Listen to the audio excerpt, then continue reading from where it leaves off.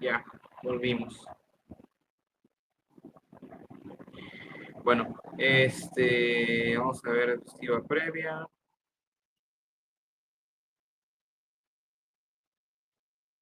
Bueno, retomando el tema, solo aquellas personas que hayan hecho los estudios requeridos por la ley y hayan sido aprobadas en sus exámenes de recepción que avalen pues la competitividad del doctor o del médico para ejercer su profesión, están capacitados legalmente para poder llevarla a cabo, ¿no?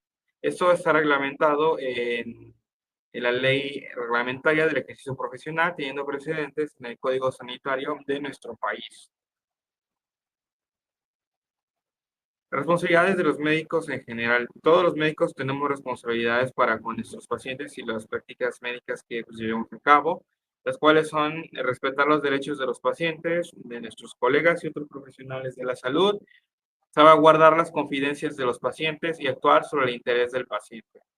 Eso también, certificar solo lo que ha verificado de manera personal, sin atribución de otros o segundos o terceros que vayan a modificar el juicio que tengamos sobre cierta situación, ¿no? Las obligaciones de los médicos con los enfermos, pues en primer lugar, tomando en cuenta todos estos principios bioéticos que hemos visto en la práctica médica, está preservar la vida humana, la lealtad completa a tu praxis, a tu paciente y a tus principios, utilizar todos los recursos de tu ciencia, tanto conocimientos como recursos materiales y no materiales para el ejercicio de tu práctica con el fin de preservar la vida humana y conservarla, pedir ayuda a otro médico con capacidades necesarias en caso de no contar con las aptitudes, como interconsultas o servicios quirúrgicos cuando se tratan de pacientes a cargo de servicios clínicos, para poder resolver la necesidad patológica de nuestro paciente, la absoluta confidencialidad a la práctica y al paciente que estamos atendiendo, y también proporcionar atención de urgencia como servicio humanitario. De hecho, esto último recientemente ya es algo normado. Toda institución, sea pública o privada, afiliados o no, en caso de las públicas, tienen por decreto oficial obligación de atender la urgencia de cualquier paciente que se encuentre en necesidad de recibirla, eh, para posteriormente referirlo a la institución o al nosocomio que, pues, al cual pertenezca esta persona o este paciente que requiere de la urgencia, ¿no? Pero eh, como papel inicial, están obligados a resolver la urgencia, ya que se resolvió la urgencia, referirlo en un segundo tiempo a la situación, al nosocomio encargado de atender a este paciente, sea por derecho a audiencia o por carecer de un servicio de atención médica privada. Deberes de los médicos para con nuestros colegas, pues no atraer pacientes de sus colegas, no hablar más de los colegas, no criticar el juicio o el tratamiento de otro médico con el paciente, sino directamente con el otro médico, para evitar, pues, manchar la praxis de un médico, ¿no? Por alteraciones en los juicios de cada uno. Pues hay principios de la Declaración de Ginebra y de las siguientes declaraciones hechas, obviamente, a partir de la Segunda Guerra Mundial, que son las que ya estamos viendo aquí. Y ahora entramos a los aspectos legales de la práctica médica. En lo que es la responsabilidad penal, ya estamos entrando al campo del derecho penal, en la cual pues ya hay un castigo oficial o una consecuencia legal ejercida con el médico que ejerce la práctica médica ante casos de una mala praxis, ¿no? Y esta corresponde legalmente una forma de responsabilidad culposa, comprendiendo cuatro tipos. Impericia es la ignorancia inexcusable del médico, es decir, una actuación con ausencia de conocimientos fundamentales que debió haber tenido, lo que están avalados en el esquema o en el programa de estudios de su formación como médico cirujano o la especialidad que esté llevando a cabo. Negligencia, que es la omisión o la demora inexcusable en la actuación del médico para con el paciente. Imprudencia, que es la acción temeraria o precipitada de alguna, de algún procedimiento, de algún ejercicio diagnóstico terapéutico, técnicamente es la antítesis del tema que estamos llevando a cabo en cuestión ahorita, y la inobservancia de normas o reglamentos, que implica pues obviar, omitir normas o reglamentos establecidos por las leyes.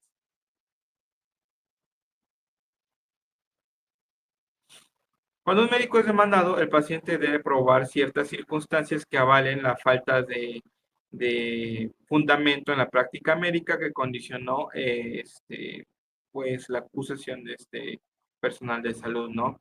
En primer lugar, el médico tuvo la responsabilidad de atenderlo y hubo una falla en la responsabilidad de este médico en atenderlo, sea por omisión, no llevar a cabo cierta acción, o por comisión, hacer algo erróneo, que pues implica las eh, los cuatro tipos de errores presentes en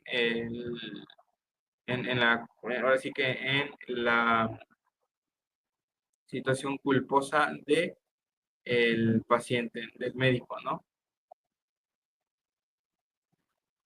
Es los cuatro tipos de responsabilidad penal. Que lo anterior dio por resultado un daño físico o mental derivado de los diagnósticos o del tratamiento, y es entonces el paciente quien tiene que demostrar lo que sucedió, no el defendido. El defendido va a respaldarse en la evidencia que haya dejado de la praxis médica, que pues es la nota clínica, la historia clínica, que es donde se va a relatar todo lo realizado por el médico, ¿no? Y es el paciente quien tiene que justificar la mala praxis para que pueda proceder, ¿no? Y por ende, pues su defensor legal. eh, el médico pues tiene que probar que no fue así. La responsabilidad civil pues puede ser hasta cierto punto contractual cuando hay una obligación específica en las partes, o extracontractual cuando se viola el deber genérico de no dañar. Respecto a los aspectos médicos y legales de la violación de la prudencia y de la práctica médica, pues están los objetivos de la pericia médico-legal. Primeramente, examinar la relación médico-paciente. Examinar por parte de las instituciones legales la falta cometida por el médico en sus deberes por el paciente, analizando tanto a la parte inculpada, la formación del médico, las acciones realizadas en tiempo, en las formas y bajo los argumentos que se hayan indicado. Esto pues va de la mano con el relacionar la causalidad entre el acto médico culposo y el daño que el paciente sufrió, ¿no? El médico debe probar que el daño no se debió a una actuación culposa. Los principios de la prueba descansan sobre la premisa. Doctrina res ipsa loquitur. Los hechos hablan por sí mismos. Y ello pues lo ha plasmado en lo que escribamos en la historia clínica y en las notas clínicas de evolución de nuestros pacientes. Al existir evidencias circunstanciales, se presupone que el daño fue ocasionado por el actor del médico. Sea que el resultado lesivo no hubiera ocurrido en ausencia de negligencia del médico, evitar el daño estuvo bajo el control exclusivo del médico y no se logró, y de que no hubo posibilidad de que el paciente mediara en la producción del daño. Procedimientos de la pericia, pues estos implican por parte de las instituciones legales correspondientes estudiar el expediente judicial, analizar la historia clínica, elaborar una nueva historia clínica forense, pues haciendo todo el peritaje correspondiente del expediente y de las notas revisadas y pues, del paciente, realizar exámenes complementarios para poner en evidencia estas injurias, y obviamente comprobar que fueron secundarias al actuar médico, a la praxis médica, ¿no? Efectuar interconsultas necesarias para poder evaluar la situación del paciente y consultar la bibliografía médica para poder hacer la relación causal entre los daños presentados en el paciente y la sospecha de mala práctica médica. Resultado de todo el peritaje de la praxis médica, se pueden generar tres tipos de conclusiones, ¿no? La primera es de que puede existir una no adecuada actuación por parte del médico encargado de ejercer la práctica médica.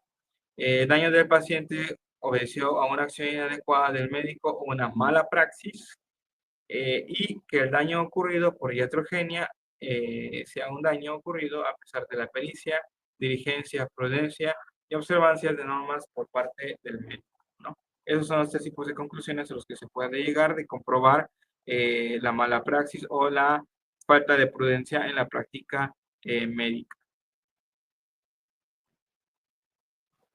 ¿Cuáles son los tipos de mala praxis más frecuentes pues ahora sí que en la práctica médica?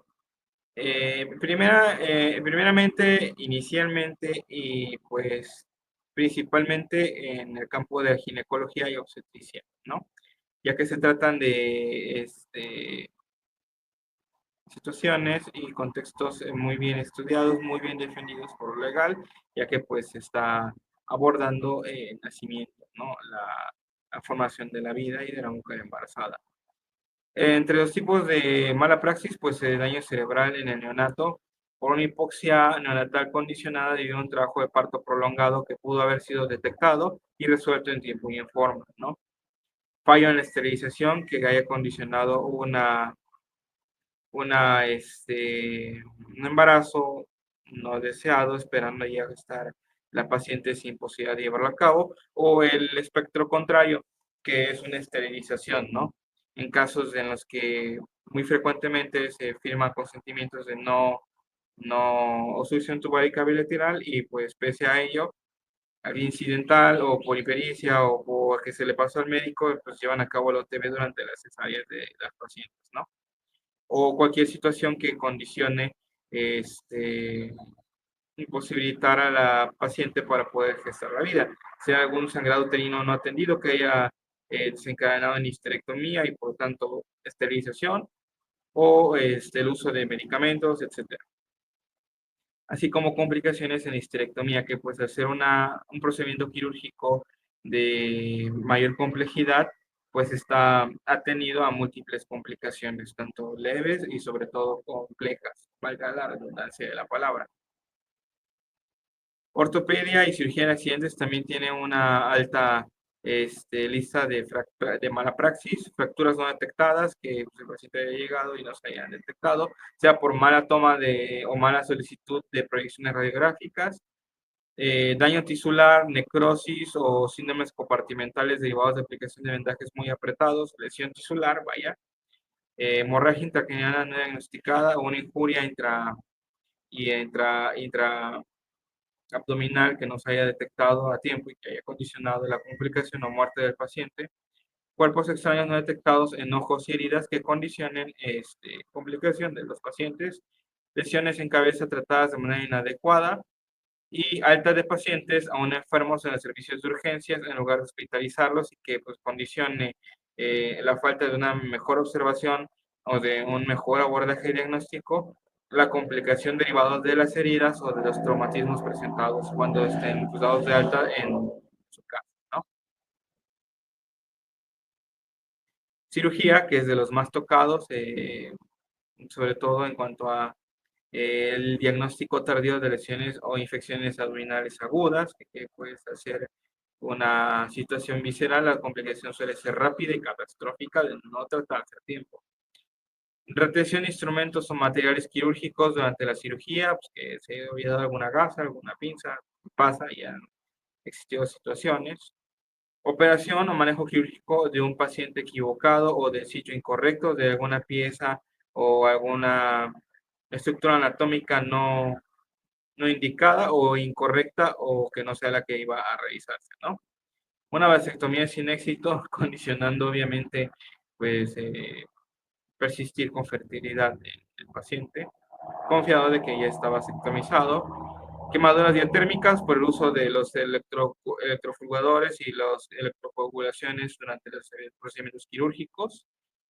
Realizar operaciones sin consentimiento informado, pues técnicamente se está eh, realizando una intervención quirúrgica sin el consentimiento del paciente, meramente por la acción del médico. Aunque pues hay que tomar en cuenta que esta es existe una variable de consentimiento informado en el cual puede apelarse o puede obviarse en situaciones de urgencia, ¿no? Que pues el médico puede tener la facultad de decidir la intervención quirúrgica, bueno, tanto médica como quirúrgica, para salvaguardar la vida del paciente en caso de que no haya alguien que pueda otorgar el consentimiento para hacerlo, ¿no? Y una cirugía plástica estética insatisfactoria. Y pues en la práctica médica general, dejar de visitar al paciente que solicitó el servicio con daño consecuente, obviamente un servicio pagado, un servicio condicionado por una un contrato o una situación contractual. No diagnosticar los trastornos médicos importantes y frecuentes, por ejemplo, un infarto agudo de miocardio, sobre todo las presentaciones de enfermedades atípicas que se manifiestan de manera no clásica a lo que estamos acostumbrados y que pues puede conllevar un desenlace catastrófico. No enviar al paciente que lo necesite al especialista o al hospital, bueno, referido en tiempo y forma que por ende se complique. Intoxicación por medicamentos mal prescritos o por medicamentos no indicados. Clase o cantidad incorrecta de medicamentos y no vigilar adecuadamente al paciente con tendencia suicida, sobre todo en el espectro psiquiátrico. Anestesiología, pues daño cerebral por hipoxia, daño neurológico por lesiones espinales ante los procedimientos que se realizan en la anestesiología, daño nervioso periférico por asillamiento durante la infusión, transfusión de sangre incompatible y por ende reacción secundaria que condicione complicación del paciente, el uso de anestésicos incorrectos o excesivos que pues condicionen complicaciones del paciente y permitir la conciencia, la ausencia de anestesia o el dolor durante el procedimiento quirúrgico por una mala aplicación de la anestesia, ¿no? Y pues errores generales en todas las ramas médicas, no actuar de acuerdo a las evidencias presentes en estudios de laboratorio y gabinete, registros inadecuados y falta de comunicación tanto con otros médicos como con el otro personal de la salud como enfermería, ¿no? Y que por eso mismo haya habido una omisión en la práctica eh, y por lo tanto la complicación del paciente. Causas de justificación de la actuación médica. Pues el derecho penal se caracteriza por contener prohibiciones de conducta, pero también contempla autorizaciones u omisiones en las circunstancias de culpabilidad, ¿no? O permisos para realizar la acción prohibida solo a manera de excepción.